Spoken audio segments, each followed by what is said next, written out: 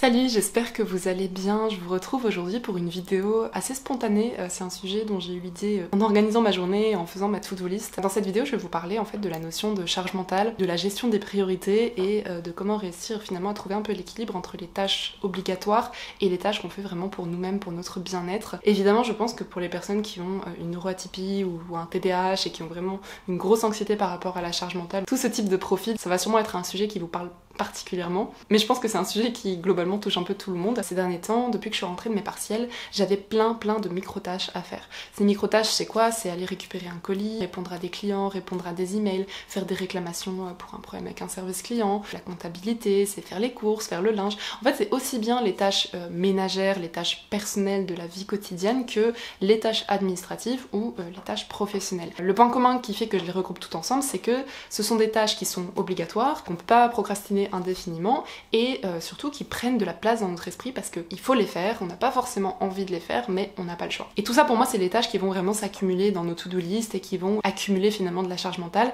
et qui peuvent finalement être assez anxiogènes si on en accumule trop, si on les procrastine. Et de l'autre côté je vais mettre toutes les choses qui finalement sont aussi essentielles mais qu'on n'a pas tendance à considérer comme essentielles puisqu'elles ne sont pas obligatoires. Donc en gros il faut vraiment différencier ce qui est important et ce qui est obligatoire parce que prendre soin de soi, avoir des loisirs, prendre du temps pour se reposer, tout ça, c'est des choses qui sont quand même essentielles, qui sont quand même super importantes parce que si on ne trouve pas de temps, si on n'accorde pas de temps à ces activités-là, on risque de nuire à sa santé mentale, on risque de faire des burn-out, des dépressions et juste d'être hyper malheureux dans la vie et donc finalement d'être beaucoup moins productif dans les choses obligatoires comme la vie professionnelle. Et donc ces activités-là, ça va être prendre le temps de lire un roman, prendre le temps de peindre, de dessiner, de faire de la broderie, n'importe quelle activité créative, réaliser des projets personnels, par exemple si vous rêvez d'écrire un livre, mais ça va être aussi tout ce qui touche au self-care, donc faire du yoga, méditer, se préparer à un bon repas qu'on aime bien, se faire un soin des cheveux, enfin n'importe quoi qui touche au bien-être, que ce soit des activités créatives, des loisirs, le fait de lire un livre, de regarder un film ou une série, ou bien le fait vraiment de prendre soin de soi physiquement, tout ça c'est des activités qu'on peut avoir tendance à procrastiner quand on est adulte parce qu'on a l'impression que c'est jamais la priorité, la chose la plus urgente. Et toute la problématique est là, justement dans cette notion de priorisation. Quand on y pense, évidemment le fait de prioriser sur les choses professionnelles ou administratives, payer une amende, aller faire les courses, laver le linge, etc. Tout ça, ce sont des obligations de la vie d'adulte, on peut pas y déroger. Plus on attend pour les faire et plus elles s'accumulent et plus c'est un enfer, donc il faut vraiment les faire au fur et à mesure. Mais pour autant, c'est quand même super important de prendre du temps pour lire un livre ou quoi que ce soit. Ça paraît du bon sens en fait, vu comme ça on se dit bah oui c'est logique, il y a les choses qui sont prioritaires, les choses obligatoires, etc. Et une fois qu'elles sont faites, bah on peut prendre du temps pour soi, pour ses loisirs. Et en fait pour moi toute la subtilité se trouve justement là-dedans, parce que moi j'ai un profil où je supporte très mal d'avoir de la charge mentale et du coup parfois j'ai des espèces d'élan de motivation où je prends ma to-do list, j'écris tout ce que j'ai à faire et je me dis voilà, je ne fais rien tant que j'ai pas tout coché. C'est une mentalité que j'ai assez souvent et c'est pour ça que je dis que ça a contribué à mon burn-out parce que je me rends compte que j'ai cet espoir en fait en permanence de pouvoir me réveiller un matin et me dire waouh, j'ai coché toute ma to-do list, je n'ai plus rien à faire. Parce que en fait cet idéal, j'ai l'impression qu'il n'arrive jamais. On a l'impression qu'il y a forcément un moment où on n'aura plus rien à faire, où on aura rempli toutes nos obligations, mais en fait plus les jours passent et plus elles s'accumulent. Au fur et à mesure qu'on va cocher des choses sur notre to-do list, il y en a d'autres qui vont arriver. Par exemple, si vous répondez enfin à cet email que vous procrastinez depuis des semaines, bah normalement l'interlocuteur va peut-être vous répondre à nouveau et le problème va revenir. Vous allez traiter tous vos emails et puis le lendemain finalement vous en avez 5 nouveaux auxquels vous devez répondre. Vous venez juste de faire les courses mais finalement bah, vous finissez votre dentifrice et du coup il faut y retourner parce que vous n'avez pas prévu ça. Toutes les semaines finalement il faut à nouveau laver le linge, faire le ménage, etc. Et je parle pas bien sûr de toutes les tâches professionnelles. Donc moi comme vous le savez je suis indépendante et du coup ça fait que les actions professionnelles font partie de ces listes de tâches. Elles se mélangent vraiment à ma vie privée. Dans ma to-do list il y a autant de prestations professionnelles que de trucs que je fais pour moi. Quand on est indépendant ça se mélange encore plus. Il y a la comptabilité, il y a toutes les actions qui sont reliées au business mais qui sont pas du travail à proprement parler. Donc autant dire que pour les indépendants cette problématique est je pense encore plus centrale, encore plus présente. Même si en soi elle concerne tout le monde, je sais que le manque de limite claire entre le pro et le perso, ça peut vraiment aggraver en fait cette problématique. Et donc ce que je disais c'est que ces petites tâches obligatoires du quotidien, elles s'accumulent toujours. À peine on en coche une sur notre liste qu'il y en a 2 ou 3 qui arrivent et même quand on pense avoir absolument tout fini, il y a toujours un petit truc qu'on a oublié ou alors à ce moment-là on va nous demander quelque chose, on va être dérangé, il va y avoir un imprévu. Ça arrive absolument tout le temps. On prévoit pas en fait quand les choses arrivent sur notre to-do list, on prévoit pas la charge mentale qu'on va avoir à l'avance et surtout il en tombe absolument tout le temps. Évidemment, il y a des personnes qui sont plus organisées que d'autres. Il y a des gens qui ne procrastinent pas trop, dès qu'ils ont quelque chose à faire, ils le font. Et il y a des personnes pour qui c'est beaucoup plus compliqué. Et c'est pour ça que je parlais notamment du rapport avec le TDAH, parce que je sais que les personnes qui ont un TDAH, les personnes neuroatypiques généralement, ou les personnes anxieuses, enfin voilà, c'est 3 profils qui vont beaucoup se retrouver là-dedans, ont tendance à avoir un espèce de problème de procrastination maladive, de faire toujours les choses en dernière minute, de faire les choses uniquement sous pression. Et ce qui fait que parfois elles se retrouvent avec des charges administratives monumentales. Par exemple, ça va être de procrastiner la comptabilité quand on est indépendant, ça va être de jamais régler nos factures à l'heure et de se retrouver avec des amendes parce qu'on a oublié. Toutes ces petites choses-là, en fait, il y a des personnes qui ont une vie un peu plus chaotique que d'autres parce qu'elles procrastinent et parce qu'elles ont une angoisse administrative, elles ont du mal à téléphoner, à gérer la paperasse, etc. Et ça peut valoir aussi pour le ménage. Les personnes TDAH ont tendance à être un peu plus bordéliques, à prendre moins soin de leur appartement, etc. et à procrastiner aussi ces tâches-là. Donc évidemment, cette problématique est d'autant plus importante chez les personnes qui ont tendance à beaucoup procrastiner et à se retrouver avec des to-do list sur lesquelles elles croulent, parce que le problème de la charge mentale, c'est que plus on en a, plus ça nous paraît difficile à affronter. C'est-à-dire que si on arrive à faire les choses au fur et à mesure, à cocher jour après jour des petites choses sur notre liste, elle est jamais trop grosse. Mais dès le moment où elle commence à s'accumuler et qu'on sait plus par où commencer, bah en fait on peut avoir ce truc de geler complètement et de faire encore plus de déni, d'avoir trop peur de mettre la main dedans, parce que au lieu de voir ça comme plein de micro-tâches, on voit ça comme une tâche énorme et comme un truc dont on verra jamais le bout. Je vous parle de ça en connaissance de cause, évidemment c'est quelque chose que j'ai connu très souvent. À chaque fois que j'ai une petite période down niveau moral, niveau anxiété, niveau fatigue ou quoi, généralement j'ai tendance à éviter toutes les tâches qui s'accumulent, et après quand je dois y faire face, ça devient monstrueux en fait. Donc ça pareil, je pense que c'est quelque chose qui parlera à beaucoup d'entre vous. Mais donc voilà, cela étant dit, sur la charge mentale, ok, on a compris que tout le monde en a, que ça concerne les indépendants comme les salariés, que ça concerne les personnes neurotypiques comme les personnes TDAH, mais que certaines personnes sont plus à risque d'avoir des problèmes avec ça, et ce sont donc les personnes qui ont un problème d'organisation, qui ont tendance à procrastiner, qui ont beaucoup d'anxiété, de difficultés administratives, etc. Et les personnes qui sont indépendantes et qui n'ont pas une distinction claire entre le pro et le perso. Donc cela étant dit, je vais rentrer dans ma deuxième partie qui est le problème que ça pose finalement par rapport au bien-être et pourquoi ce problème m'a mené au burn-out. En tout cas, ça y a contribué grandement. À partir du moment où on a compris que la charge mentale continuait toujours à s'accumuler, bah si comme moi vous avez tendance à espérer ce jour où vous aurez rien à faire pour prendre une journée complètement off, pour prendre soin de vous, pour faire les activités que vous procrastinez depuis des semaines, pour lire ce roman qui traîne sur votre table de chevet depuis des mois, etc. Et bah il y a de fortes risques qu'en fait vous ne preniez jamais le temps de faire ça. Puisque, si on suit la logique que je viens de vous présenter, ce genre de journée où vous n'avez absolument rien à faire, que ce soit au niveau pro, au niveau admin, au niveau ménager, au niveau course, au niveau tout ça, bah ce genre de journée, je pense que dans une vie, elles sont extrêmement rares. Ça peut arriver évidemment, mais je pense que ça reste quand même très rare. Et en fait, j'ai pris conscience de ce mécanisme que j'avais qui est très toxique, de me dire je dois toujours faire les trucs urgents d'abord et après je prendrai du temps pour moi. Parce que ça donne quoi? Ça donne que tous les jours finalement, je travaille, je fais mes tâches administratives, je fais mon ménage, je fais mes trucs et je ne m'accorde pas de temps perso. Donc évidemment, si je vous parle de ça aujourd'hui, c'est parce que j'ai réussi à changer un petit peu ça et que j'ai compris que ça devait pas fonctionner comme ça. Mais c'est un fonctionnement que j'ai eu quand même pendant des années, donc je trouvais ça important de le souligner parce que si j'ai vécu comme ça pendant longtemps, je suis sûre que je ne suis pas la seule. Et si vous vous reconnaissez là-dedans, il y a de très fortes chances que vous ayez complètement abandonné vos passions d'enfance, que ce soit le dessin, la musique ou quoi que ce soit. Il y a de très fortes chances que vous vous soyez dit récemment que ça fait trop longtemps que vous ne lisez plus, ou que vous avez une liste de séries Netflix à regarder que vous n'ouvrez jamais, ou peut-être encore que ça fait une éternité que vous n'avez pas fait votre morning routine par exemple. Ça, ce sont des symptômes vraiment typiques de ce problème justement de ne pas réussir à prioriser sur soi. Et donc du coup c'est bien beau tout ça, mais quelle solution? En fait je pense que la solution, c'est déjà de prendre conscience de ça, c'est d'analyser un petit peu le problème et de réussir à détruire cette conviction que ce sera plus facile de prendre soin de vous quand vous n'aurez plus rien à faire, quand vous aurez une to-do list vide. Arrêtez d'espérer d'avoir une to-do list vide et de courir après cet objectif parce que en fait c'est juste décourageant. Parce que finalement si vous attendez d'avoir plus rien pour vous accorder une récompense, cette récompense vous allez courir après sans jamais l'avoir. Et ça peut être extrêmement éreintant, extrêmement frustrant au quotidien. Mais en fait ça paraît facile à dire comme ça, de se dire bah au final j'ai juste à m'obliger à faire une activité pour moi tous les jours. Mais en fait c'est pas si simple dans la réalité. Parce que si vous avez beaucoup de charge mentale et de trucs qui vous stressent, même si vous les avez notés, que vous êtes sûr de pas les oublier, etc. bah en fait ça peut empêcher de profiter. Et moi c'est un problème que j'ai encore, en fait je me rappelle que je disais à ma psychologue souvent, je lui disais mais je comprends pas, je n'arrive n'arrive pas à regarder de séries, je n'arrive pas à regarder de films, à jouer à des jeux vidéo, à avoir des loisirs, en fait, je n'y arrive jamais. Et j'ai mis très longtemps en fait à comprendre que c'était à cause de ça, parce que je me dis que si j'ai de la charge mentale, je vais pas savoir en profiter, et du coup je n'arrive pas à m'accorder du temps pour moi si j'ai des trucs qui me pèsent. Donc le réflexe, bah c'est ok, je vais d'abord faire les trucs obligatoires, et après je m'accorderai du temps pour moi. Sauf qu'en fait ça pose plusieurs problèmes, c'est que comme je l'ai dit, les tâches continuent de s'accumuler, donc au final j'ai toujours une bonne raison de pas prendre ce moment pour moi. Et puis surtout en fait quand j'essaie de faire plein de trucs pour vider ma to-do list et que j'y passe toute ma journée, bah en fait parfois le soir j'ai plus le courage de lire un roman, j'ai plus le courage de faire quelque chose, de faire du yoga, de méditer, je vais juste avoir le courage de me mettre dans mon lit, de m'endormir tôt ou bien de traîner sur mon téléphone parce que j'ai plus envie de rien. Et c'est pas juste une question d'énergie, parce que vous allez me dire finalement être sur Insta ou lire un livre ça demande pas beaucoup plus d'énergie, mais déjà si quand même, c'est une énergie mentale certes, pas physique, mais c'est une énergie quand même, ça demande un effort de concentration, là où le téléphone nous happe avec un système de récompense et de dopamine permanent et instantané. Donc premièrement si, ça demande quand même un effort supplémentaire, un effort cognitif notamment, mais c'est pas juste une question d'avoir l'énergie pour, c'est aussi tout simplement que quand on vit en fait dans ce cycle où on est un peu coincé, qu'on n'arrive jamais à prendre de temps pour soi et qu'on passe notre temps à essayer d'éliminer les tâches et qu'on n'en voit jamais le bout, et en fait on peut souvent se sentir vide, on peut souvent être déprimé. Et moi je me rends compte que finalement ce sentiment de vide qui était très présent chez moi, ça fait qu'en fait le soir finalement c'est le moment où je suis le plus déprimée, c'est le moment où j'ai envie de rien. Parce que oui, peut-être que dans l'idéal vous aimeriez lire des romans toutes les semaines, regarder des films, faire des activités pour vous, prendre soin de votre peau, de vos cheveux, etc.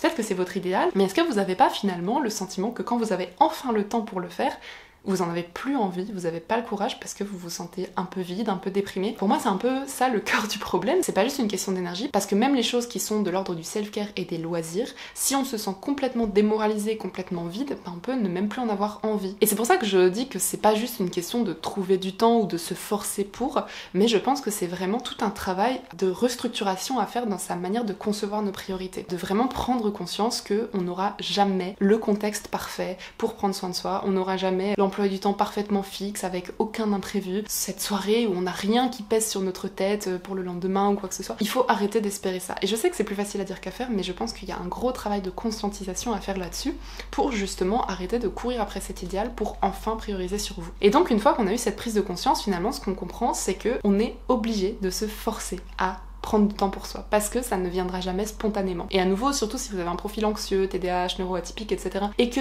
vous avez tendance à faire les choses uniquement sous pression, bah ça se peut qu'en fait vous ayez complètement perdu le réflexe de faire des choses pour vous-même par plaisir, par envie. Ça se peut que votre système de dopamine soit complètement déréglé et que bah, votre seul loisir se résume à scroller sur Instagram parce que c'est le seul truc qui vous procure de la dopamine immédiate, que vous êtes accro à ça et que vous ayez perdu goût finalement à toutes les choses qui vous apportaient du plaisir avant. Et ça c'est un problème que j'ai eu très longtemps dans ma vie et je me disais mais j'adorais dessiner, j'adorais lire, c'était mes passions, donc pourquoi je n'en ai plus envie, pourquoi j'ai pas la volonté pour, et pourquoi ça doit me demander un effort si c'est un loisir, si c'est un plaisir, c'est censé me donner envie, je devrais le faire spontanément. Et en fait je crois qu'à l'âge adulte ça fonctionne plus, je sais pas si c'est parce que notre système de dopamine est complètement retourné par les réseaux sociaux ou si c'est quelque chose qui existe même au-delà des téléphones, mais en tout cas je me rends compte que oui, ça demande quand même un peu de discipline, de prendre soin de soi, ça demande de faire certains efforts parce que tout simplement il y a certaines activités qui sont plus faciles et qui apportent de la dopamine immédiate, mais il n'y a pas que ça, il y a aussi le fait tout simplement que certaines activités qu'on fait nous apportent du plaisir sur le long terme, sont bénéfiques sur le long terme, mais n'ont pas forcément une gratification immédiate. Lire un roman ou regarder un film de 2h30, ça prend du temps, la dopamine est diffuse sur le long terme, et du coup c'est moins stimulant que de regarder des Reels ou des TikTok qui durent 10 secondes. C'est pour ça que les formats courts prédominent sur les réseaux sociaux et ont un succès monstrueux, parce qu'en fait à chaque fois qu'on commence un nouveau truc, on a un nouveau shot de dopamine. À chaque fois qu'on termine quelque chose, on a un shot de dopamine. Donc forcément passer une semaine pour terminer une histoire, bah c'est quelque chose auquel on n'est plus habitué, ça prend du temps, on n'a pas la dopamine tout de suite, et c'est pour ça que c'est beaucoup plus facile d'aller scroller et de regarder des vidéos de chat sur Instagram. Donc il n'y a aucun jugement là-dedans, je suis la première à tomber dans ce piège et je pense que c'est un problème générationnel qu'on connaît tous, mais voilà, quand on sait en tout cas que les profils TDAH ont vraiment un problème de dérégulation au niveau de la dopamine, etc. On sait qu'en tout cas c'est un profil qui doit faire tout particulièrement attention à des addictions comme notamment l'addiction aux réseaux sociaux. Donc ça c'est pour l'exemple entre les livres et TikTok ou les films et TikTok qui fait qu'on a plus de mal avec les formats longs, donc peut-être qu'avant vous étiez cinéphile ou que vous passiez votre temps à dévorer des romans quand vous étiez ado et qu'aujourd'hui vous passez votre temps sur votre téléphone. Je pense qu'on est très nombreux à souffrir de ce problème et c'est pour ça qu'en fait je pense qu'il y a un réapprentissage, un reconditionnement à faire. Par exemple moi je fais de la peinture et je sais que le moment où j'ai vraiment le plus gros pic de dopamine c'est quand je finis la peinture, quand je me dis ok ça y est j'ai terminé, que je la montre à mes amis, que je la contemple et que je regarde le fruit de mes efforts, mais pendant le moment où je peins, bah il y a plein de moments où je suis un peu moins stimulée, il y a des moments où je suis pas trop contente de ce que ça rend, je suis pas trop sûre de où je vais. Enfin, c'est un processus qui prend beaucoup de temps et c'est pas un pic de dopamine permanent, même si on est passionné. Et un exemple qui est encore plus évident, c'est si votre rêve c'est d'écrire un roman, c'est un travail de longue haleine. Donc le plaisir que vous aurez quand vous aurez terminé votre livre, il peut paraître inaccessible parce que parfois écrire un livre ça peut prendre 1 an, voire plus. Donc forcément la gratification et le plaisir n'est pas immédiat. Et c'est pour ça je pense que oui, il y a quand même une notion de discipline et une notion de volonté, même dans nos passions. Donc ça c'est une autre chose qui est quand même importante à prendre en compte et à comprendre. Donc mon premier conseil c'est de vous forcer à prioriser sur vous et de pas attendre d'avoir complètement le temps et la disponibilité pour, parce que sinon vous risquez de juste jamais prendre soin de vous. La deuxième chose c'est de ne pas espérer avoir envie de faire vos passions, de réaliser vos rêves spontanément et d'espérer que ça vienne tout seul sans volonté et sans discipline, parce que malheureusement le cerveau fonctionne pas comme ça et c'est en faisant les choses généralement que le plaisir vient. J'ai pas donné l'exemple du sport, du yoga, etc.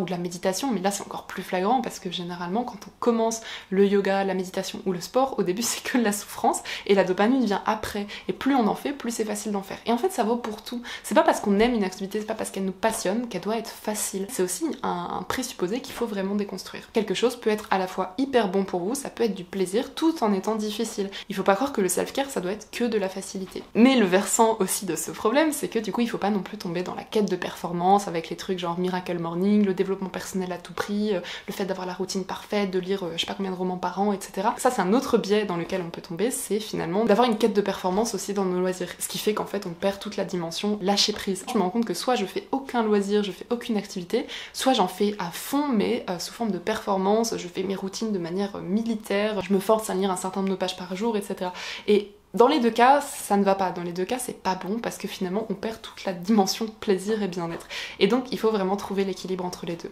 En résumé, ce que je veux dire dans cette vidéo, c'est que quand on est adulte, on a toujours moins de temps, moins de disponibilité pour faire les choses qu'on aime. Ça nous vient moins spontanément, on est peut-être un peu plus blasé, on a peut-être moins le plaisir spontané qu'on avait pour nos passions quand on était enfant. Ce qui fait que finalement, il y a plein de gens qui, arrivés à l'âge adulte, ont laissé tomber toutes leurs passions, que ce soit le dessin, la danse, quoi que ce soit, et ont beaucoup de mal à s'y remettre et ne comprennent pas pourquoi elle n'y arrive pas. Et je pense voilà, que dans cette vidéo j'ai quand même donné des éléments de réponse aux causes potentielles.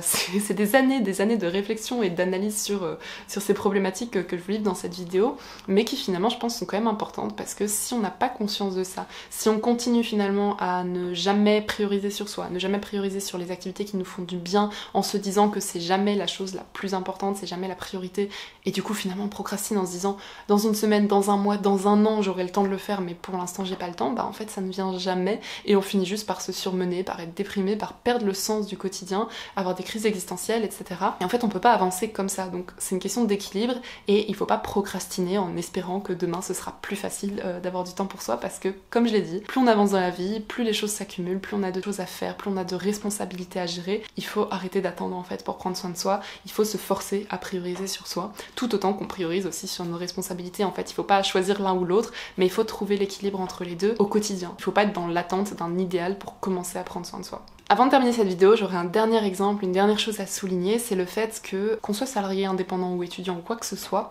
on a tendance toujours à s'imaginer que quand on sera en vacances, on va faire tous les trucs qu'on n'a jamais le temps de faire au quotidien. On va avoir le temps de lire plein de livres, on va avoir le temps de faire du sport, on va pouvoir faire tous les trucs qu'on procrastine d'habitude parce que c'est jamais la priorité. Et je suis sûre que beaucoup d'entre vous vont avoir remarqué que généralement, quand on est en vacances, finalement on est juste fatigué et on a envie de rien. On se rend compte que finalement, on n'a pas envie de lire cette pile de livres qui nous attend depuis des mois, on n'a pas forcément envie d'aller passer notre semaine de vacances à la salle de sport, et en fait finalement on se rend compte que c'est pas un problème de temps en fait. C'est pas juste un problème de temps parce que quand on a le temps finalement, la motivation n'est pas là, tout simplement parce que c'est quelque chose qu'on n'a plus du tout l'habitude de faire. Il y a un principe d'inertie qui fait que s'il faut se remettre à l'action, s'il faut recommencer à lire ou aller au sport, en fait le début c'est le plus dur. Donc forcément quand vous venez d'avoir une période hyper intense niveau pro ou perso et que là vous avez enfin du temps libre, vous avez qu'une envie, c'est de vous reposer, et c'est totalement normal. L'attente d'un moment parfait qui généralement est souvent représenté par les vacances, les congés, etc.,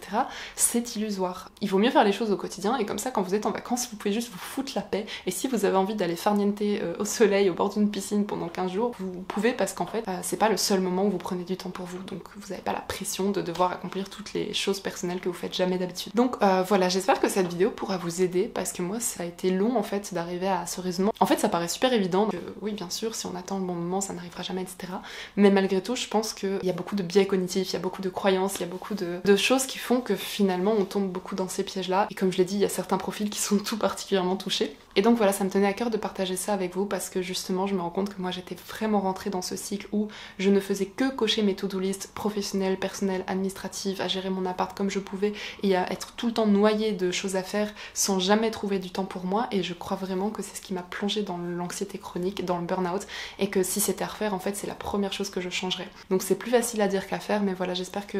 ce témoignage et ces conseils en tout cas pourront vous aider si vous avez aussi ces problématiques au quotidien, et vous incitera donc à faire ces choses que vous procrastinez depuis trop longtemps alors que vous savez au fond qu'elles vous feraient du bien. J'espère que cette vidéo vous a plu, je vous souhaite une très belle journée et je vous dis à très bientôt.